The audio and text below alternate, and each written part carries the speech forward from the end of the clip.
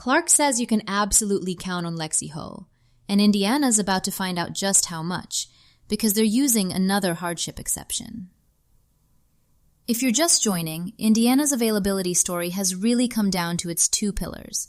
Caitlin Clark is playing through a recurring back issue, but staying probable, and Aaliyah Boston is questionable with a lower leg concern after briefly exiting against New York. So the whole stabilization push is still tied to star health and workload management. Indiana Fever Daily. Today, Clark's vote of confidence in Hull and whether a hardship signing actually fixes anything. Buckle up, because the math is getting ugly. If you want to keep up with Fever's Star Injury Watch, tap follow so the next episode lands in your feed. WNBA on NBC is tracking this. So this Clark clip comes from NBC on June 9th. She's on the Showtime desk vouching for Lexie Hull, says you can absolutely count on her. Warm quote. But that's 2 weeks old now, and the roster underneath it has changed. Honestly, though, it's the first time this week I've heard Clark put a teammate's name on camera like that. That's Clark telling you who she trusts when the rotation's getting thin. Right, and that's why it lands differently now. Per SI, Indiana's on its fourth season-ending injury and cycling through hardship exceptions. When Clark said, "Count on Hull" on the 9th, Hull was a trusted reserve. Today, she's basically a rotation anchor by attrition.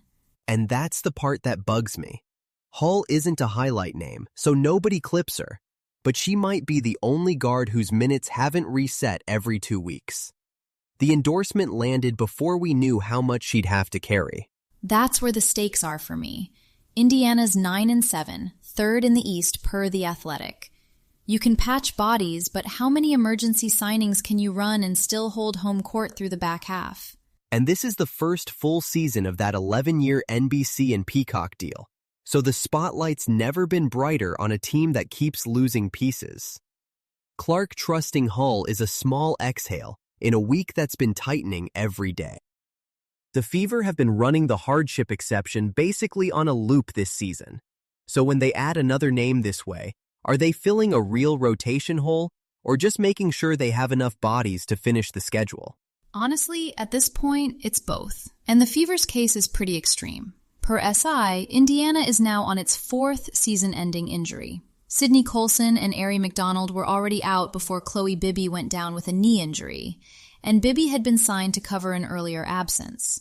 So yeah, they've needed hardship players to replace hardship players. The latest move was bringing back rookie guard Bree Hall on a rest-of-season hardship contract. That tells you something. Hall already knows the system, so there's more to it than adding a warm body. Earlier in the crunch, per SI's backcourt coverage, they also cycled Shea Petty through on a third 7-day hardship deal, available for 3 of their final 4 regular season games. So when it's Hall, someone who knows the playbook, there's real rotational logic. Targeted backcourt depth in a specific area of need.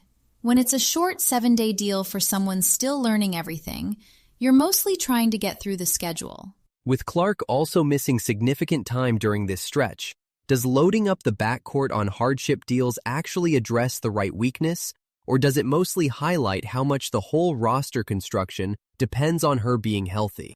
Yeah, and Clark's health is still the pressure point. Per Marca's coverage of her return from the groin injury, the second she came back, the Fever had a roster decision on which hardship player to release. That's how tight the margins are. From here, watch whether the rotation settles around players who already know Stephanie White's system, like Hall, or keeps leaning on emergency additions that are basically schedule insurance. The hardship exception can patch a specific weakness when you use it precisely. Indiana's had to make it cover 2 jobs at once.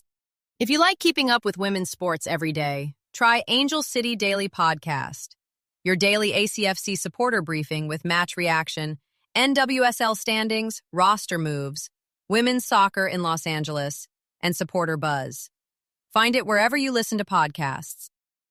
You'll find links to every story we covered today in the show notes. If something caught your ear, you can follow it there and read more. That's Indiana Fever Daily Podcast for today. This is a Lantern podcast.